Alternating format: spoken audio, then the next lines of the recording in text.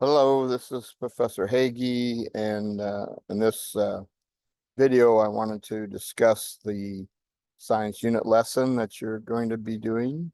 I know some of you may have started to work on it or ready to start working on it. So when you go into that to Canvas, our Canvas site, and whoops, not, and here we get to the home page, and then there's scroll down to assignments, and then that's the science unit lesson link there. And then you can open up to this page. You'll open that up. So in the science unit lessons, again, most of you, or quite a few of you, already picked a topic that you're going to cover, and have found some standards that fit that topic. And so what you're going to be doing is planning out a unit lesson. The unit lesson, as far as length, will kind of vary. It could be a week's worth, 2 weeks worth of things that you're going to be doing in that unit, or maybe more. But what I want you to do is focus on as far as the things you're going to submit to me, focusing on one lesson. And it could be the whole unit could revolve around that one lesson, or maybe you have multiple lessons within that unit. But just if you have multiple lessons, pick one of those lessons. For example, I have some units that maybe only one lesson within that unit. Some units I maybe have 2 or 3 lessons in that unit. So you'll write out your lesson plans for that unit, and you can use if you want to, as far as building those lesson plans, you can, if you want to use plan book that I did a little video on already, that's fine. Or you can write them out, or maybe you already have a unit lesson planner that you use.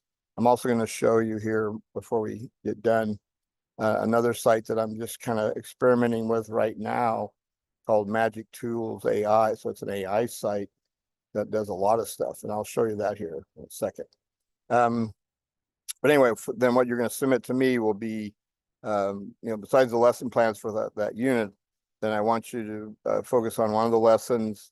And for one of those lessons, you're going to, however you're going to deliver your content, be it, Google Slides, PowerPoint, whatever you like to use for building that instructional material that you're going to deliver. Again, I've already talked about Nearpod and how I use Nearpod to build my instructional lessons. And then you'll build that and submit that. And so that's one of the things you have to submit. In that unit lessons, you should have some bell ringers, or some, like I like to use bell ringers. I use formative assessments to begin that unit. A lot of times the unit, I'll base it around some phenomena. So really the first thing they may be doing is looking at some unit phenomena that I want to start with. And then you may have bell ringers. If there are any bell ringers that you'll do for daily bell ringers, to kind of, again, to get them ready for the lesson, or to test something you've already talked about the day before, kind of a formative assessment type of thing. You'll have some bell ringers in there. You'll want to include any lab activities you're going to do. So I'd like you to submit, to me what lab activities you're going to have them do. Any exam reviews, you should have some type of exam review that you're going to do before you give your final summative assessment and final exam. And then I want you to build that summative assessment and submit that summative assessment as well. And so then the rest of this document here then gets into just some more specifics about the daily lesson plans, and what I use, I guess what I use as far as in my lesson plans, or have the learning targets that, and again, it could be for that day, it could be for that several days, it could be for that week. So anyway, whatever your learning targets are, in that daily lesson plan. And then strategies, procedures you're going to be using to, what instructional strategies you're going to be using for that day. And maybe that day it's a lab, right? That may be your instructional activity for the day, maybe the lab. And then, of course, if you're giving an assessment that day, you should have that listed. Just listing the assessment that you're gonna give an assessment that day in your lesson plan. If you have any homework that you're going to give them to do. In my lessons, I always have a set of study questions that go along with that lesson. And so then I build those study questions in a Google form that they fill out and submit, and then I can submit back my answers to them through using the Google form. And I think, okay, so then it gets them more into specific, talking about what bell ringers are and what the warm-ups are. Like I mentioned, could be a pre-assessment, could be a formative assessment, could be the bell ringer might be a pre-lab activity or something you want them to answer or do before you get into the lab that day. And again, using formative assessments as bell ringers as well. Then, of course, get into your specific lesson content for that unit or for that lesson that you're going to submit to me. Again, any formative assessments that you're going to be using for that lesson, and then lab activities you're going to be doing summative assessment reviews, and then summative assessment that you're going to give.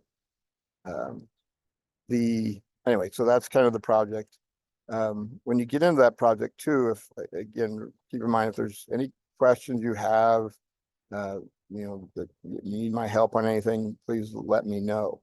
And we can always schedule, if it's easier to talk about it through a Zoom meeting, we can set up a time to do a Zoom meeting to discuss any questions you have, or for me to talk to you about anything you want help on with your lesson. Okay, so one of the things I want to flip over here, Magic School is an AI site that has a lot of stuff.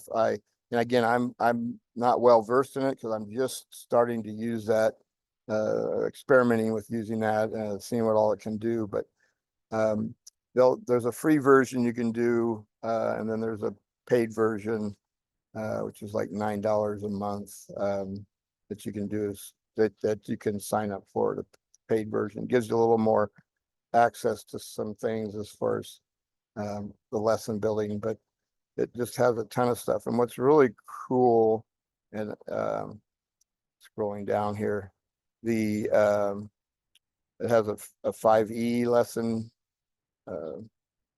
generator. I don't, it's in here.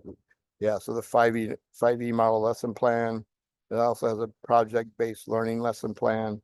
And those are the things I'm kind of just beginning to experiment with. So I haven't really done much with those yet, but it just has a lot of stuff I think that would be helpful or could be helpful to you in your lessons that you will be building or giving or doing if you're out into a school. Those of you in the transition program that may be already out in a school or will be out in a school coming this fall.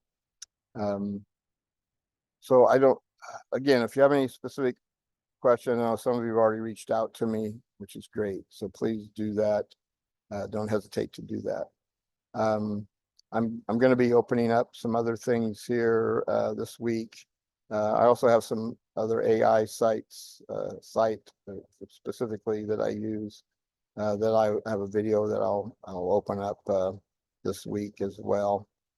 So okay, so anyway, just a really quick video here on the lesson unit lesson plans there and building that unit lessons. If you hopefully you'll all have a Google Drive. What I'd like to do is create a folder in Google Drive and I'll share that folder with you, and that way you can put in PDF copies of all these things. If you do a PowerPoint or Google Slides, you can save that as a PDF. Any of the reviews that you're going to do, and again, you can just link me if it's a game review. you can just put the link to that in, should be able to put the link to that into the folder, Google folder that I'll share. If you don't have a Google Drive, I really like Google Drive. So you might look at getting a Google Drive set up, an account set up for you, for yourself. Okay, so I just wanted to make this a short video and not get too long. I'm sure you'll have some other questions for me. And again, if you do, please don't hesitate to get in touch with me. So, all right, so we'll end this for today, and thank you all.